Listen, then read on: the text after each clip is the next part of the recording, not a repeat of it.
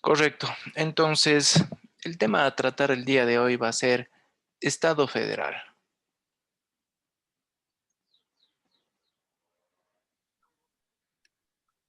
Estado federal.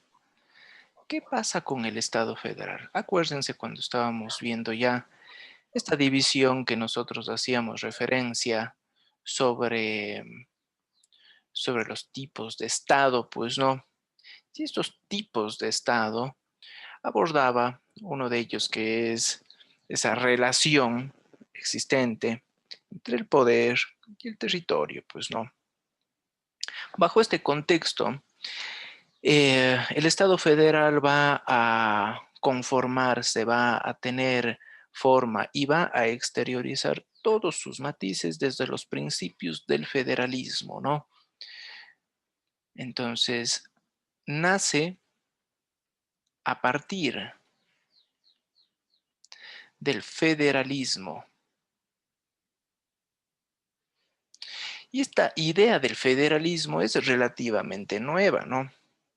Pues el federalismo lo que persigue principal y primordialmente es la descentralización política pura, ¿no? Descentralización política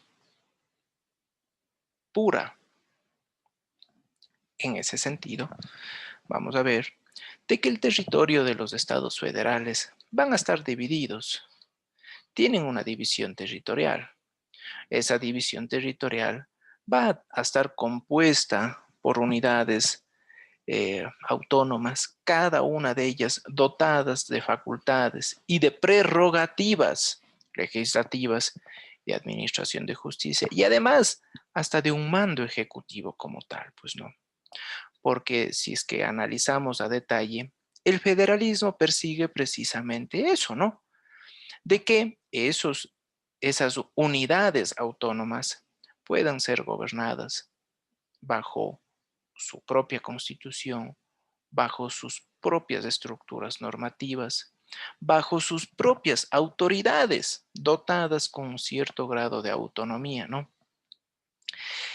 Pero claro, todas ellas sometidas a un gran ordenamiento jurídico centralizado. Y cuando digo centralizado es porque están subordinados a un poder, ¿sí? A un poder de mando a nivel nacional, bajo el gobierno de la federación. Por lo tanto, entonces, este federalismo, en efecto, tiene descentralización política pura, pero no olvidemos, ¿sí?, que su territorio o que la cuestión del territorio es el motor del federalismo.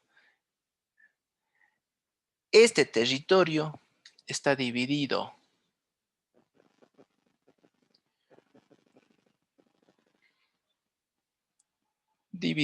en unidades autónomas.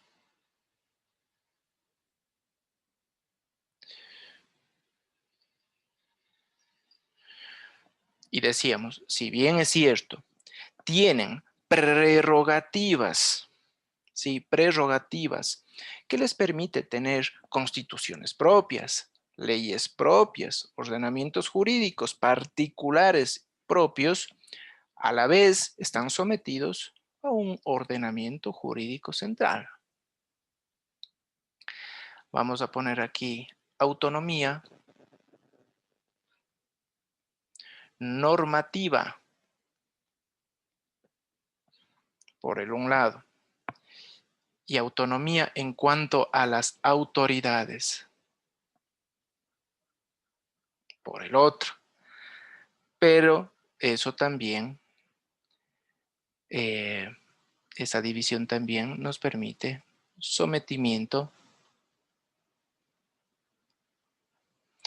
a un ordenamiento jurídico central, un ordenamiento jurídico central, por el un lado, y por el otro, a un gobierno federal nacional. a un gobierno federal. Entonces, vean ustedes, autonomía normativa, autonomía de autoridades, pero a la vez sometido a un ordenamiento jurídico central y a un gobierno federal con un mando nacional como tal. Sí que el federalismo utiliza la idea de la descentralización como el motor para que se pueda hacer una distribución necesaria de competencias. El federalismo precisamente incorpora la idea del check and balance, ¿no?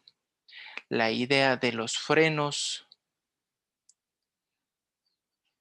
¿sí? Y de los pesos y contrapesos. Eso se puede ver en la idea de que el poder como tal tiene que estar distribuido en un legislativo, en un ejecutivo y en un judicial. El poder no es dividido, cuidado, es distribuido. Hablemos de un poder distribuido, ¿no? En estos tres tipos de poderes. Y sí que nosotros vamos a ver de que cada unidad territorial también va a tener su facultad legislativa, su facultad ejecutiva y su facultad judicial. De tal manera que, al igual que la cobertura nacional, la cobertura local, las unidades autónomas van a tener también una distribución interesante del poder local. Vamos a poner aquí distribución local del poder. Entonces, ustedes van a ver de que en esas unidades autónomas también van a tener un pequeño legislativo, van a tener una corte de justicia y van a tener también eh, un poder ejecutivo pequeño, ¿no? Si nosotros nos damos cuenta, el federalismo lo que persigue es de que cada unidad autónoma pueda desarrollarse. Desarrollo es lo que persigue el federalismo como tal. Una característica importante es entonces la coexistencia de un sistema jurídico central válido para todo el territorio nacional, pero a la vez va a coexistir con diversos subsistemas jurídicos que van a regir la vida de las unidades territoriales autónomas. Entonces, en esa medida, van a ver ustedes de que, como por ejemplo en Estados Unidos, si bien es cierto, tenemos la Constitución de Estados Unidos con todas y cada una de sus enmiendas que tiene un ámbito territorial, a la vez también tenemos diferentes tipos de regulaciones a nivel estatal. Tanto es así que muchos estados de la Unión todavía mantienen la pena de muerte, pues no, otros no. Entonces, coexistencia, esa es la principal característica, ¿no? Coexistencia de un sistema jurídico único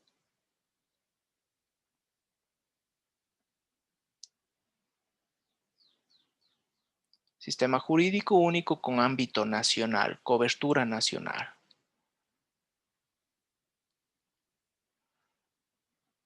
Pero a la vez coexiste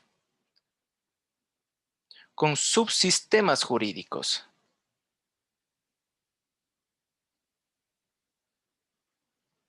Subsistemas jurídicos locales. Entonces aquí tenemos el ejemplo, ¿no? Pena de muerte. Pena de muerte en Estados Unidos. En ese sentido, el ciudadano, ¿qué pasa con el ciudadano? El ciudadano tiene que estar sometido a dos órdenes de autoridad, la del gobierno federal, o sea, la nacional, y los gobiernos locales, por obvias circunstancias, pues no. Eh, Vamos a ver entonces de que esa distribución descentralizada va a tomar como eje precisamente la libertad de las unidades autónomas. Cuando se presenta este federalismo, este Estado federal, y bueno, el primer gran ejemplo, primer Estado en adoptar este modelo, el modelo federal es el de Estados Unidos, ¿no? En su Constitución 1787.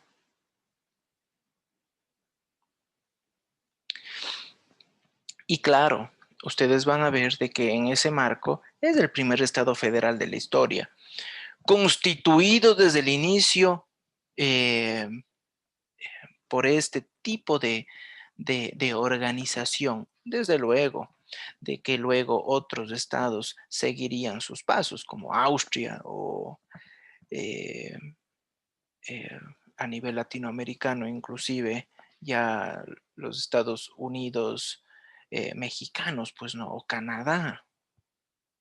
Sin embargo, vamos a ver de que el robustecimiento de esas unidades autónomas descentralizadas le permite fortalecer además el poder central, porque el poder central se va a enfocar exclusivamente en la consolidación, en la consolidación de la nación propiamente dicha.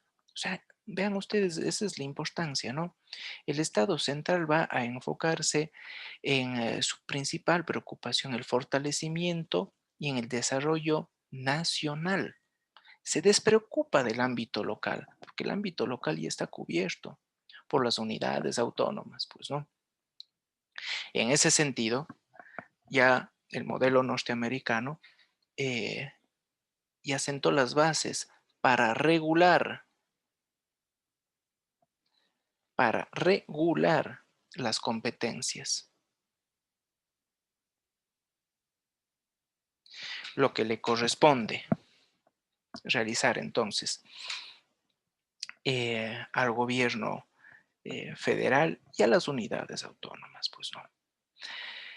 En ese contexto, vean ustedes, al gobierno central, ¿sí? Al gobierno central o el gobierno central va a tener preocupaciones específicas de cobertura nacional. ¿Cómo qué, por ejemplo? Vamos a poner aquí.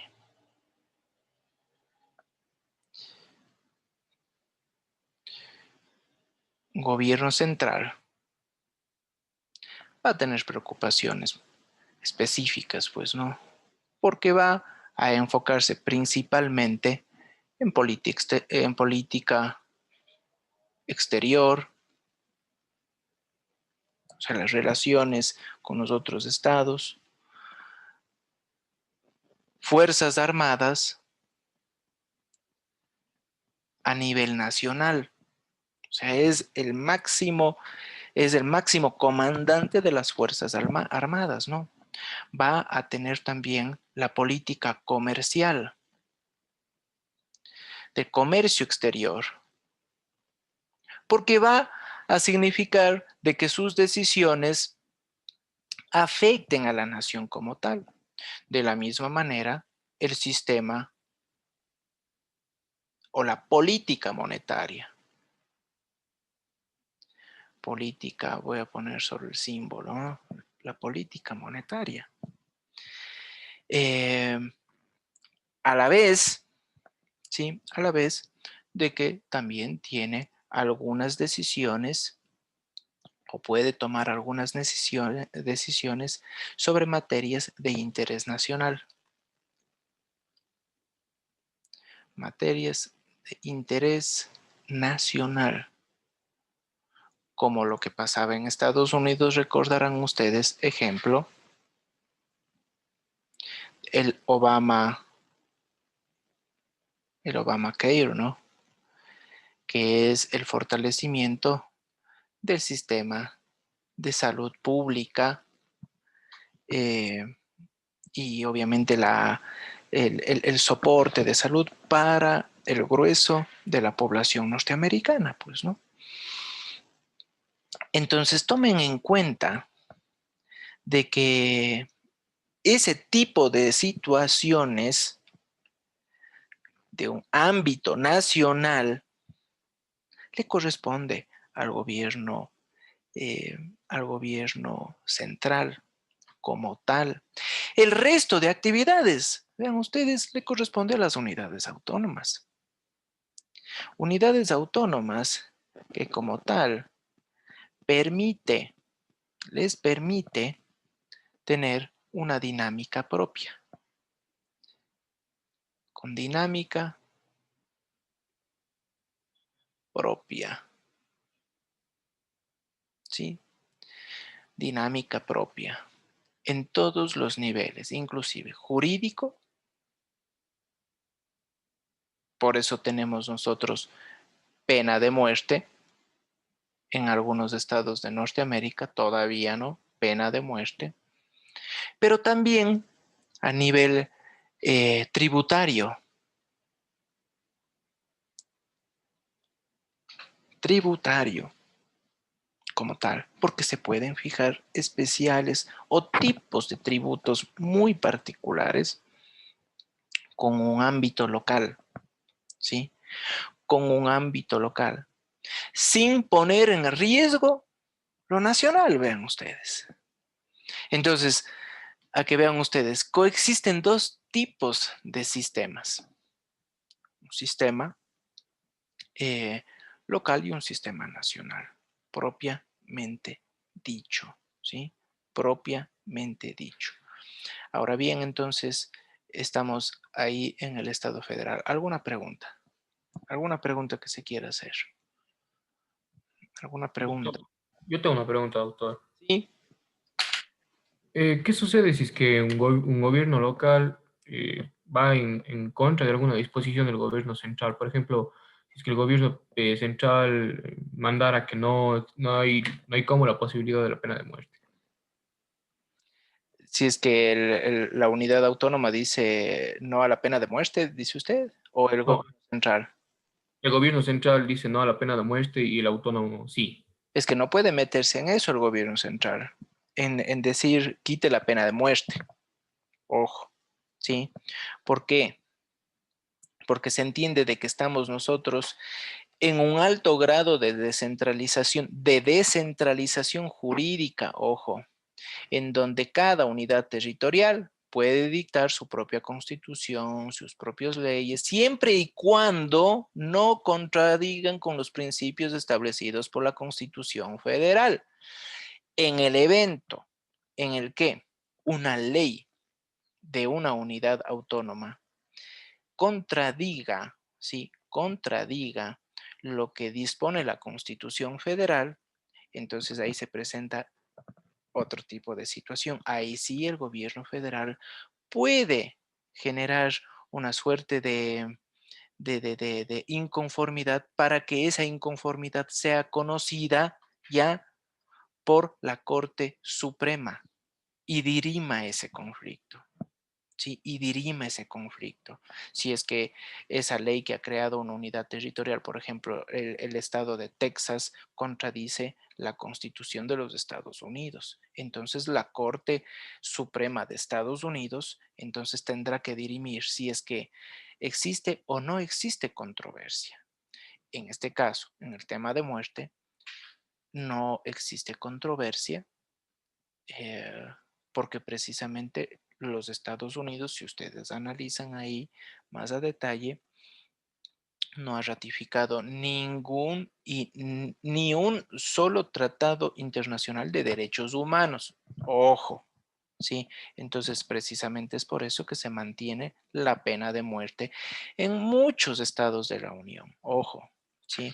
Pero en el futuro, si es que eh, cualquier estado de la Unión incorpora una ley y reconoce algún tipo de derecho que ponga o esté en contradicción con lo contemplado en la Constitución nacional y la función ejecutiva, el presidente manifiesta su inconformidad y genera un conflicto para que lo dirima la Corte Suprema de Justicia, y la Corte Suprema de Justicia dirime dándole la razón de que se ha transgredido las disposiciones de la Constitución Nacional y debe eliminarse esa ley. Esa unidad autónoma tiene que sujetarse, tiene que someterse a esa disposición, a esa resolución. Ojo, estamos Sí, doctor, gracias. correctísimo. Voy a abrir otro cuadrito, ¿sí? Voy a guardar este. A ver, vamos a poner federalismo.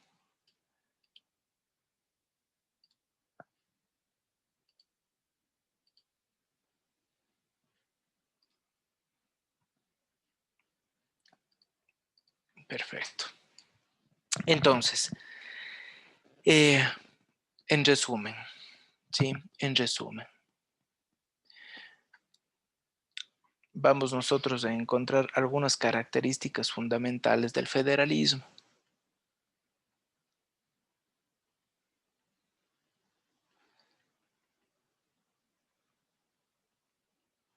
Vamos a identificar 6 características, ¿no? La primera característica como tal, nosotros podemos decir de que tenemos un alto grado de descentralización jurídica, política y económica, ¿sí? Alto grado de descentralización, uno, jurídica, como lo estamos expresando con este comentario, jurídica, política y económica, ¿sí? Y económica. Precisamente eso le permite a las unidades territoriales dictar su propia constitución, sus propias leyes, siempre y cuando no contradigan los principios de la Constitución Federal. Y además, siempre y cuando no invadan materias que son reservadas para la función legislativa central, ¿sí? O sea, las leyes con carácter nacional, o si es que invaden la administración de justicia de otro tipo de jurisdicciones como tal, pues, ¿no?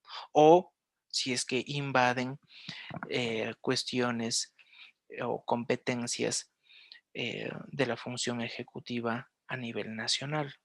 Por lo tanto, por lo tanto, el tema es de que se queda únicamente en esa unidad autónoma, en su propio territorio. Alto grado de descentralización jurídica, política y económica, ámbito territorial.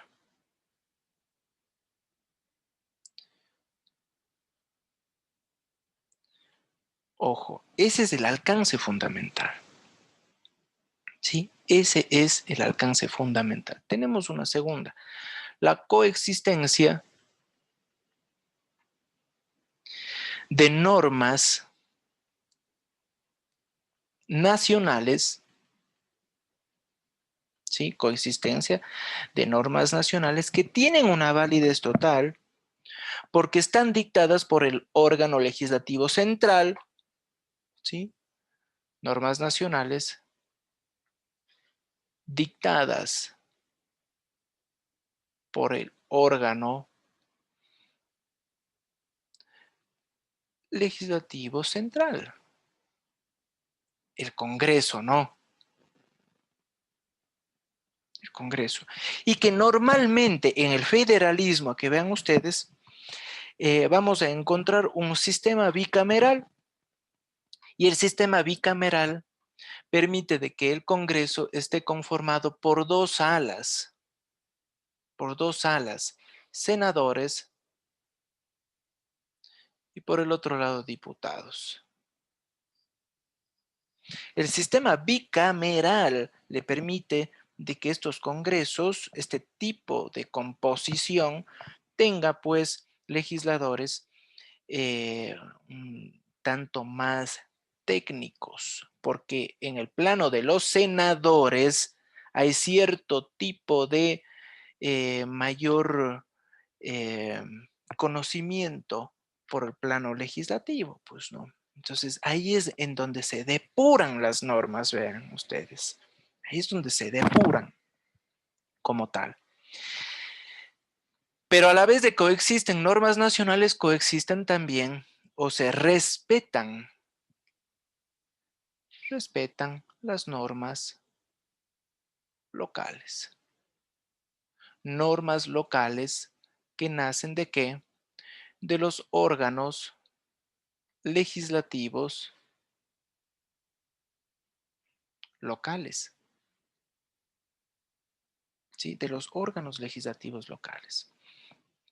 Tenemos aquí una tercera característica, esta es la segunda, tenemos una tercera característica y ahí es bastante interesante porque podemos nosotros decir de que existe una superioridad, ¿sí? Se impone el derecho constitucional federal sobre el de los distritos seccionales. Entonces pongamos superioridad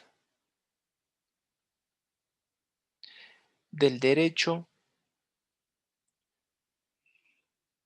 constitucional nacional. Se impone, ojo, se impone sobre los distritos seccionales. Y así como se impone el derecho constitucional nacional, se impone la forma de gobierno establecido por la Constitución Federal. Se impone la forma de gobierno.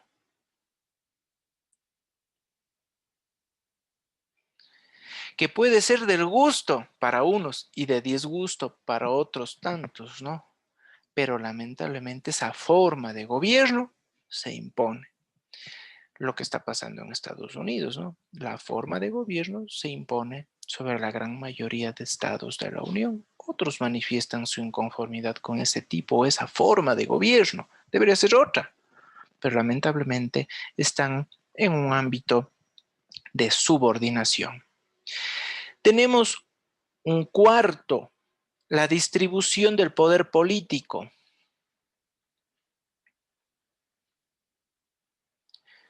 Distribución del poder político.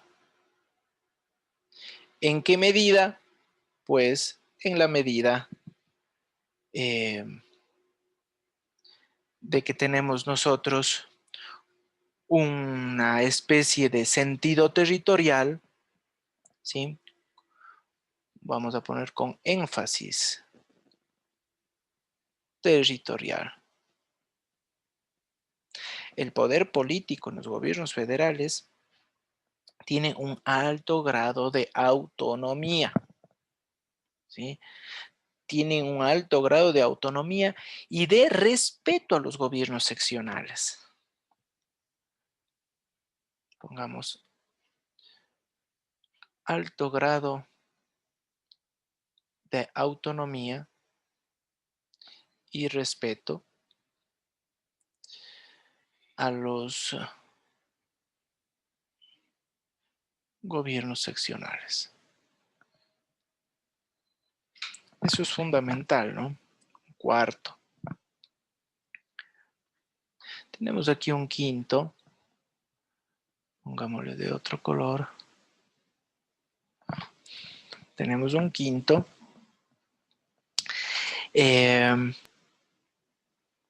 Vamos a ver. Sí, tiene. Doctor, quería preguntarle algo antes que siga avanzando, porque no lo entendí muy bien sobre la distribución del poder político, Sí. que tiene un alto grado de autonomía sobre quién. Alto grado de autonomía y respeto sobre los gobiernos seccionales. ¿Sí? Los gobiernos seccionales pueden tomar decisiones libremente, sin rendirle cuentas a quién, al gobierno central, al que tiene ámbito nacional. No hay subordinación, hay autonomía plena para la toma de decisiones con ámbito local. Ojo, ¿sí? Con un ámbito local. Ellos pueden organizarse de una manera libre, de una manera total, ¿sí? Obviamente no tienen soberanía, porque ya estaríamos hablando de casi de autodeterminación. De eso no se trata. Pero sí nosotros estamos hablando de que la distribución de ese poder, el respeto de ese poder político seccional es total. No hay subordinación, ¿sí? No hay subordinación. Estamos Eso, doctor, muchas gracias. rectísimo. Solo quiero ver una cosa chiquita que me están mandando un mensaje. Ahí estamos. Ya. Estábamos en el quinto. Perfecto. Vamos a ver de que existe aquí una distribución, ¿sí? Distribución de una suerte de decisión política, ¿sí? Distribución de decisión,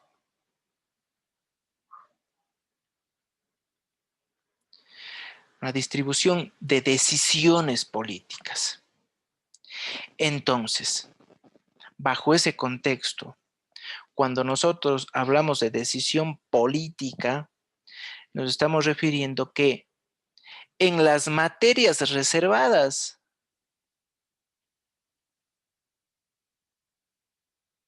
en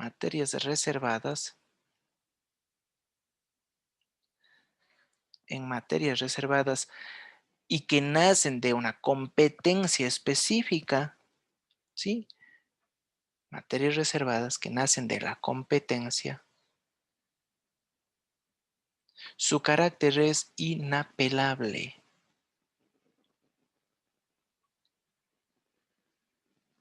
No hay contraposición, ¿sí? No hay contradicción. No hay contradicción. No hay contradicción. No contradicción. Por lo tanto, esto es de ida y vuelta, ¿no? Ni el gobierno federal puede contradecir lo hecho por las unidades autónomas y las unidades autónomas tampoco pueden contradecir lo hecho por el gobierno federal. Único eje de control, el único que puede controlar esto, ¿sí? Control, Corte Suprema. Es el único órgano que dirime este tipo de controversias hipotéticas, como yo les estaba diciendo anteriormente. Si es que una ley nace en contradicción con la Constitución o pone en riesgo su plena vigencia, pues, ¿no? Y 6, finalmente, nosotros vemos de que existe aquí algo fundamental, una personalidad única del Estado. Esa personalidad única del Estado le permite dirigirse, interactuar en el plano internacional, ¿sí? Le permite